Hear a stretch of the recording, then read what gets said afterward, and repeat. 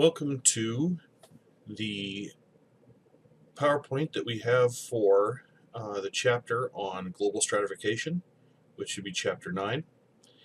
What we're going to do here is go through the PowerPoints and talk a little bit about some of the major concepts in this chapter, focusing mainly on the stuff that's the most difficult to be able to get through. But first we're going to talk about terminology. In the way that we used to talk about terminology with regard to the kind of the way the world worked was first world, second world, and third world. You've all heard, that third world nation. Well, that's the old terminology we used to use. The first world were the industrialized rich countries. The second world were the socialist countries that were less industrialized. And the third world were the very poor non-industrialized countries that mostly had agricultural economies. The problem with the old terminology is that after the Cold War, the Second World really stopped existing. So there really wasn't a whole lot there to even talk about. Also, the 100 countries of the Third World ended up being kind of too economically diverse to really be a meaningful category. Okay. So instead of using the old terminology, what we did was we started using this kind of new terminology, which is a little bit more useful, which is high income, middle income, and low income. Makes a lot more sense to do it this way. We have the high income nation, which are the richest 40 nations at the top, that have the highest standard of living. We've got the middle income countries, which are the somewhat poorer nations that are about average. And then we have the low-income countries, which are the 60 at the bottom, approximately 60 at the bottom, that have the lowest productivity and extensive poverty. And we'll talk about poverty here in a little while. Now, this is not a perfect system by any means. What this involves is the fact is that the high-income countries and the low-income countries actually might as well be almost on different planets. Because of how much difference there are among these different countries. So that's kind of an important thing to note when we're talking about this. Okay, so what we're going to talk about next is we're going to discuss each one of these, the high income, middle income, and low income countries separately.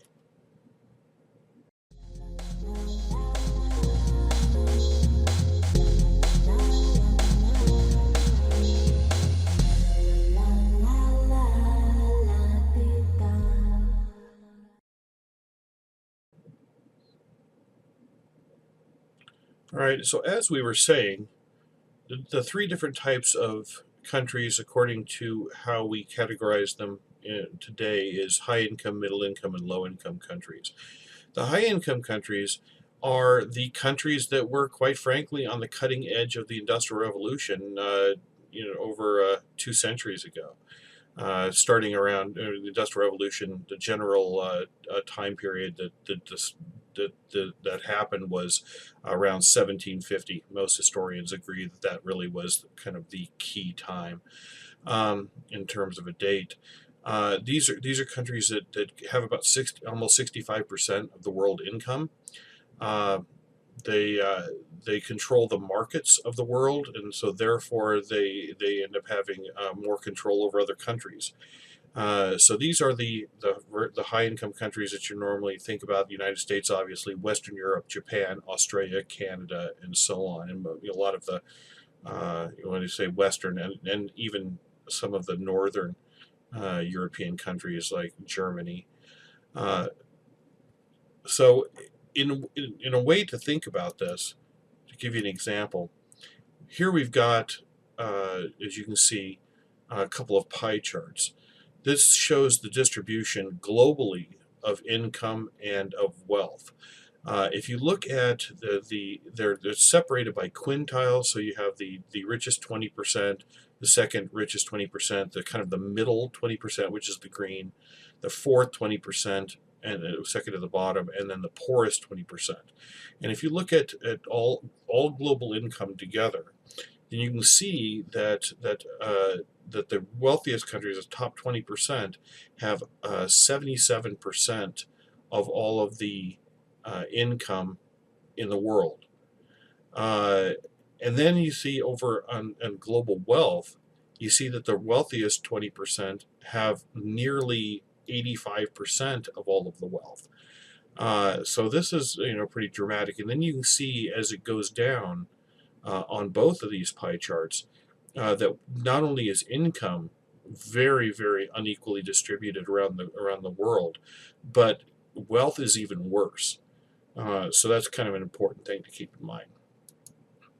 Now, the middle income countries are kind of the average countries. They have a per capita income ranging from about $2,500 to about $10,000 per person per year. That's when we say per capita, we mean kind of average per person per year. These are countries that have limited industrialization, uh, meaning that they're partially industrialized. They're in the process of industrializing. About half the people are rural and live in these rural areas and engage in agriculture. So agriculture is still a big segment of the economy of these countries, whereas, say, in the wealthy countries like the United States, a lot of those a lot of agriculture is a much smaller proportion of GDP. In these countries, life is difficult. They suffer from a general lack of good education, medical care, safe water. About a third of all of the people in the world live in middle-income countries, so it's a pretty big segment.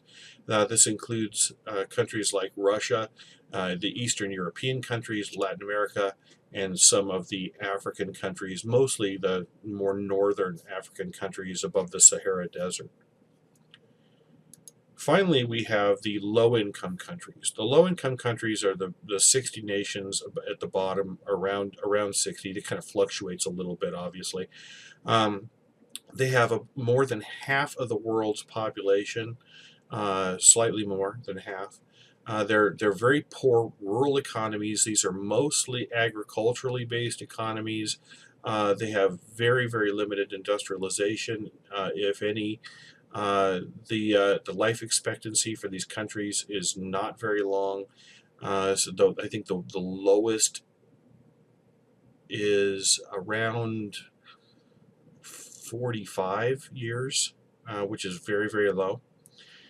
These are countries where you have hunger, disease, and unsafe housing end up shaping the lives of the world's poorest people.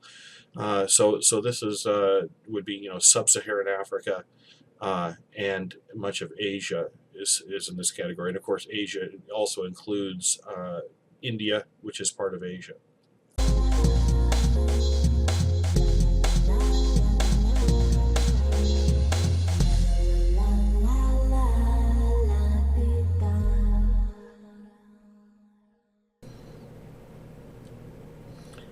Okay, so now what we're going to do is talk a little bit about poverty. Uh, in the world, the highest quality of life, as it's often discussed, is in Norway. Then Australia, Canada are 2 and 3. The U.S. ranks number 6 in the world. Niger has the lowest in Africa. Now, I want to talk a little bit about what relative versus absolute poverty. Relative poverty is poverty that is in relation to some other group or some kind of invisible standard. So this has to do with the difference between what we consider to be legitimate expectations and present actualities. So the question of what do we mean by legitimate expectations? Well, if you come to a country, you immigrate into a country and you say, well, I've been here 3 weeks. Why am I not a multi-billionaire? Well, that would not be considered to be a legitimate expectation. But we can kind of think, that access to say, decent housing, after if you've been here for any length of time, access to decent jobs, that sort of thing, or if you're born here and you don't have access to the basic things that you need to be able to succeed in life, that's that would be considered to be a legitimate expectation. And then, of course, the kind of where you think you should be versus where you're at. The distance between those two things is what we consider to be relative poverty. So it's poverty, like I said, in relation to some other group or some kind of invisible standard. Absolute poverty is the kind of poverty that we consider to be life-threatening. This is poverty that is where people don't have enough to survive on. So, basic access to food, water, shelter, basic necessities of life. Poverty in the world is life-threatening. In some African countries, half of the annual deaths occur in children under the age of 10. Imagine it. So many infectious and parasitic diseases, dysentery, malaria, things that just are, killing people off. So when you look at it in terms of numbers, every 10 minutes, about 100 people around the world die of hunger, starve to death. That's about 25,000 people a day. That's staggering, especially in a world where, quite frankly, we have not only enough food to feed everyone, we actually have enough food to feed everyone and make everyone fat. I mean, maybe not this fat, but still fat. And that's a problem. Right. I mean, but it's not a matter necessarily always of greed. Sometimes it's infrastructure. When you think about the fact that the type of economic structure we have means that we often end up we in America, for example, and most of the high income nations waste lots and lots of food. Some countries, including the United States, are starting to think about how we have laws to say that food after it's been in the it has to be thrown away after it's been, like fruit, things like that, fruit and vegetables, when actually they can still be used by a lot of people, and they're not necessarily bad. They're just not perfect looking. We have rules that say that they have to be thrown out after a certain amount of time, or the companies themselves have rules about when they need to be thrown out, because they don't look as nice. So a banana, as it starts to maybe brown just a little bit, or it becomes a little overripe, they toss it. Well, we're talking about tons and tons of food. So we're starting to starting to rethink these things. But on the world as a whole, about almost 1.5 billion people suffer from chronic hunger. That means day in, day out, not knowing where your next meal's coming from. Now, children are especially susceptible to poverty. In some places of the world, you have 100 million children that are in poor countries are forced to work the streets. That means begging, stealing, selling sex, and the sex trade. Tens of millions of children are orphaned or have left their families and live on the streets, these kind of street children. Many girls, if they don't have access to medical assistance, end up becoming pregnant, and then, of course, that keeps the whole cycle going of poverty, and that's obviously problematic. So women also, along with children, are very susceptible to poverty. In all societies, women's work is unrecognized, undervalued, and underpaid. The vast majority of workers in sweatshops around the world are, in fact, women. 70% of the world's 1 billion people living near absolute poverty are women. 2/3, for example, of the world's illiterate are women. These are very real problems, and we know that solving problems with women in these countries actually is good for not only the entire world but for those countries, because those women, educating women, for example, raises the standard of living of the entire household, including and then overall the entire economy of that country. Women are also very susceptible, and children as well, also susceptible to forms of slavery that still exist in the world. We have chattel slavery, which is what most people in America think of when they think of slavery, where one person fully owns another person. But there's also child slavery, where you have where children are often used as cheap labor. debt bondage, which is often referred to as in kind of the historical terms as indentured servitude, where employers hold workers to pay for their debts, which, by the way, the company usually keeps them indebted to them so they can never get out of it. Servile forms of marriage affect women especially. So, women are often in some countries married against their will, or forced into prostitution, into the sex trade. And then human trafficking in general, which is the third largest source of profit to organized crime. Obviously, a huge problem. Let's take a look at a little bit about human trafficking. This is the movement of men, women, and children from one place to another for the purpose of performing forced labor. Some of that labor involves, sweatshop work, things like that, or agriculture even, but it can also involve the sex trade. Sometimes people are lured to a new country with the promise of that there'll be some kind of a job. And then, of course, become forced into prostitutes or farm laborers, or adopted and forced to work in sweatshops. So this affects women and children as well.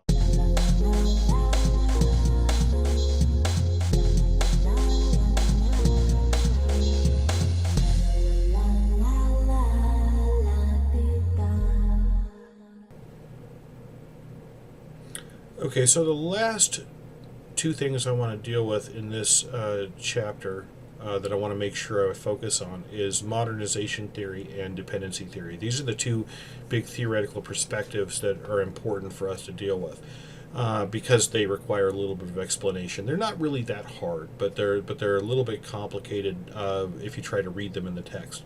So first of all, modernization theory is a theory that says that tries to explain global inequality in terms of of technological and cultural differences between societies, meaning that wealthy countries are advanced technologically and culturally. They're forward-looking, right? They're always moving forward, trying to better themselves and advancing. Poor countries lack technology and resist technology and change. They're traditional societies, and this is what this theory says, and that because they resist change, it makes it very difficult for them to, along with a lack of technology, makes it nearly impossible for them to be able to compete in a global marketplace. Those are the key aspects. Now, there's more to this theory, and you can read it in the text, that it goes back to the Industrial Revolution and the days of when there was a lot of trade and exploration, and how some countries, especially the Western and Northern European countries, were already kind of on the cutting edge of wealth and kind of the places where a lot of that trade was going on. But more importantly, that this theory says that those countries ended up doing well because they were in fact on the cutting edge of the Industrial Revolution when it occurred, and so therefore they tended to benefit the most from it. But they also say that the reason why they benefited from it and why they became so advanced technologically is because they had a culture that made it so that they were forward looking and trying to move forward. Another way of thinking about this, though, a criticism of this particular theory, is that it's sort of, first of all, by the way, it's a structural functional theory. This is a theory that sort of explains global inequality by the wealthy nations like us saying, well, you poor countries, you know what your problem is? You're just not enough like us. All right, so if you were just more like us, you wouldn't have this problem, which is very ethnocentric, and it's sort of implying that these countries with their traditional societies are actually not really good enough, just the way they are. That their culture is obviously inferior to ours, and of course that's kind of a ridiculous type of argument, but that's modernization theory. Now, is that entirely wrong? No. Do these low-income countries lack modernization? Yes, and the different and are they traditional societies that often resist innovation and new ideas? Yes, that's absolutely true. But to sort of it's sort of blaming the victim, right? It's like they're the victim of a lot of this industrialization that's occurred and globalization that's occurred around the world, and yet we're sort of blaming them for being them, which is considerably unfair. So that's it's not that this makes this theory entirely wrong, but conflict theorists think they have a little bit of a better explanation, which is what we'll deal with next with dependency theory.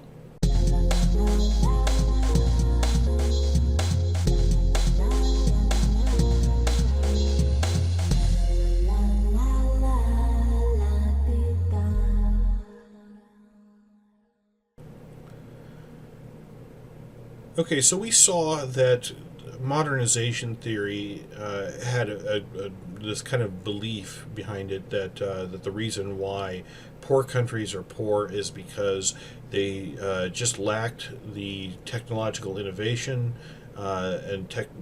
technology that the wealthier nations had, and because they were sort of backward, right? That their cultures were traditional cultures, and they resisted innovation and so forth, which we said is not entirely wrong.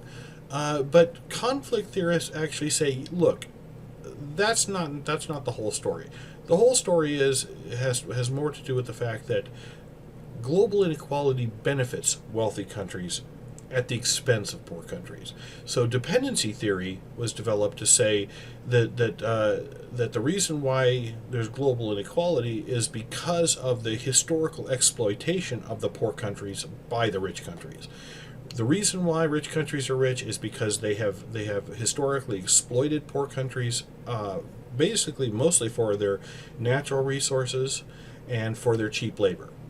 And that has allowed wealthy countries to enrich themselves, to make themselves very, very wealthy. So it wasn't that necessarily that that these, this goes all the way back to colonialism. It's not the idea that poor countries are poor necessarily because of all the reasons that modernization theorists say. Dependency theory says it's because there's no real reason for wealthy countries to do much to help poor countries, because it's in their own best interest to keep people kind of hungry, not necessarily starving, but certainly hungry people will work for very, very low wages. People that are kind of desperate for jobs will again can be very easily exploited. And what do these people have in their countries to be able to compete in any global economy?